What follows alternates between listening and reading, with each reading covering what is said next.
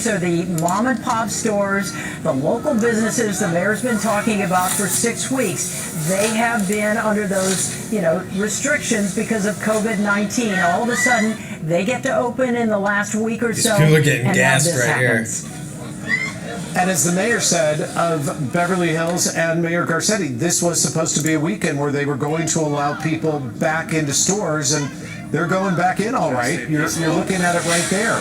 This was the weekend where people were going to have in-store shopping, some in-store dining, and now this is just the looting that is underway on the streets of Los Angeles and stretching in so many pockets of our city that, again, Beverly Hills has had to call for reinforcements from the Antelope Valley, from the sheriff's departments up there to come down and assist. Chief Villanueva of the Los Angeles County Sheriff's Department has had to ask for the National Guard to come in and help because our resources are eventually going to be tapped out, ladies. There's only going to be so many hours that they can be on their feet and trying to manage the situation because everywhere they turn, as we see right now in other cities, there's trouble in just about every block. It may not be large crowds of those protesters and demonstrators that we saw earlier today in Pan Pacific Park, but now it's the scattering, and it's hard to track. Yeah, it certainly is. Robert, thank you. We're going to stay with you and go up to Gil. Gil, we're continuing to see people going in and looting this Adidas store. They haven't stopped. The whole time we were talking to Robert, we were looking at your live pictures, and they just continue to go into the store. Some loading up cars. Kathy, yeah, we're watching the behavior here. Cars pulling up and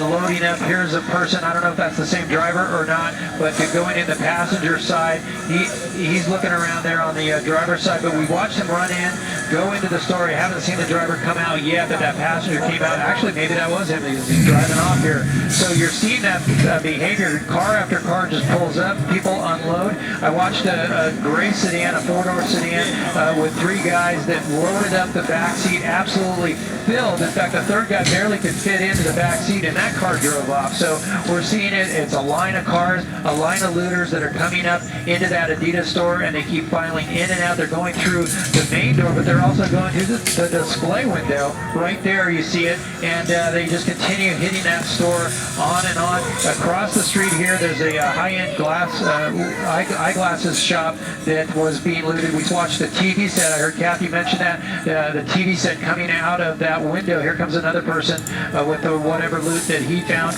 But again, these two stores, at least on this part of the 8,000 block of Melrose, just being hammered with these looters. Yeah, it was Colleen who had the good eyes on that TV set. All I saw was some large. What I noticed was it wasn't boxed, which would indicate that somebody walked in there and took it off the wall and then walked out.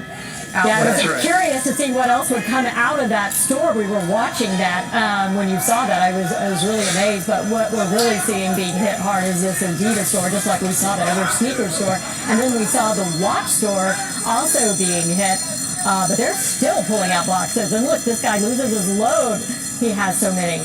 Yeah, and they just come scrambling out of there like cockroaches, and they run to their cars with the boxes, they load them up, and then the next car pulls up and the same thing happens. Some of them run quite a distance away to awaiting cars. You see how many cars are circling the block here, and it's unclear, how many of these cars are just, innocent people trying to get to their homes, and how many are actually belong to the looters. But there is a traffic jam basically here as these people continue to hit these businesses along Melrose, one after the other.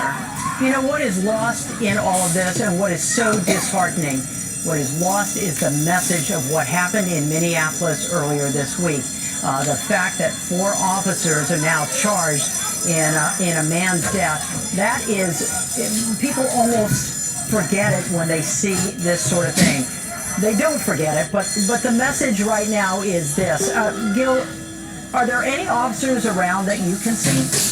Let me try to look, and I haven't pulled away from the scene here. It's like a train wreck. You can't look away. I'm looking for those officers, and you really just don't see it happening. Well, they wouldn't be in the middle of this street because there's so much traffic, right?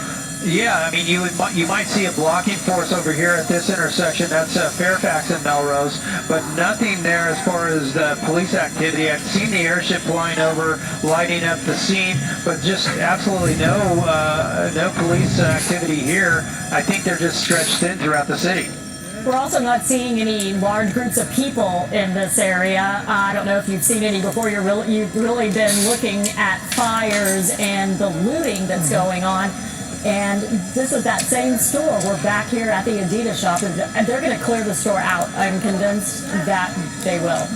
There will be nothing left. I believe so. I mean, it appears that the protest has turned into some looting, or the majority of it is turning into looting. We really haven't seen much as far as skirmish lines, at least on Melrose. We did see some to the east over by where that initial shop was, where they got those 5 individuals in custody. But at this end, the west end of Melrose, still no police activity. You know, it's like a police helicopter. I'm sorry, go ahead. You know, Kathy, as we watch this, I just want to let you know that Supervisor Hahn just released a statement urging calm, and I'm going to read this for the first time with you. It's a cold read, so bear with me. She released a statement saying, "I lived through the Watts riots in 1965. I lived through the 1992 uprising. I remember the pain this city and its residents went through. We should all be outraged by the killing of George Floyd.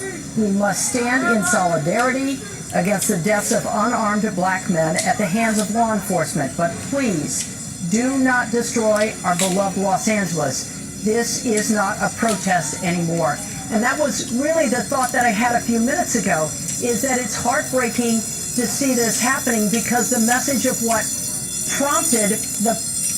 I apologize. What I'm sorry for is this low, blurry, bullshit internet quality that Comcast and Google are delivering right now. It is a lousy experience.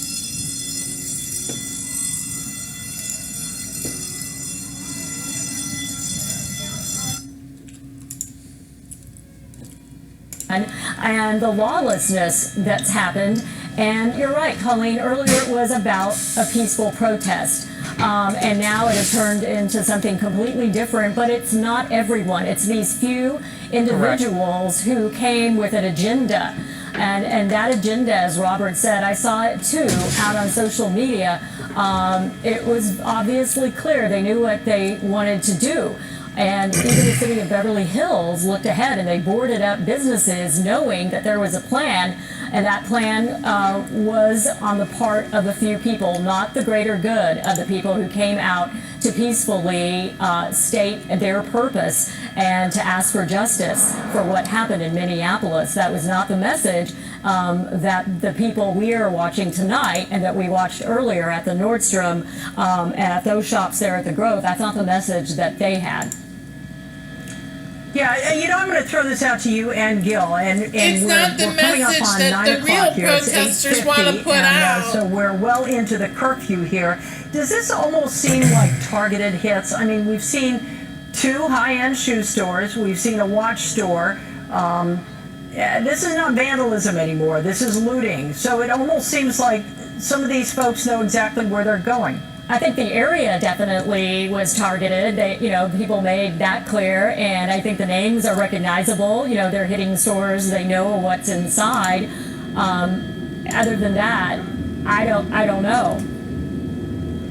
Yeah, Colleen, I think it's easy access along Melrose. So many shops, so many really nice high-end shops even that are along Melrose here, and it's just really easy pickings for the people to drive through. Here comes a fire truck engine coming through, and a paramedic. Let's see where they're going. They're heading out to the east. In fact, I'm going to come away from the Adidas store here and look back to the east where we saw the police earlier. We'll see if there was any activity with, well, we got the fire, some more fire trucks over here. And it looks like well, this is that fire that we were looking at earlier, that nail shop that was on fire. Mm-hmm. Yeah, so you see how close by the looting is to this location, and those units are probably going there.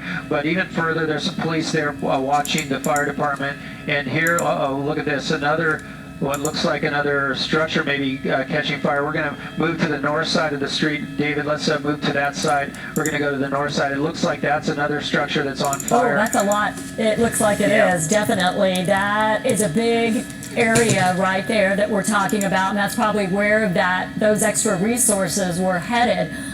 We're going to try to find out what that is. We're seeing a lot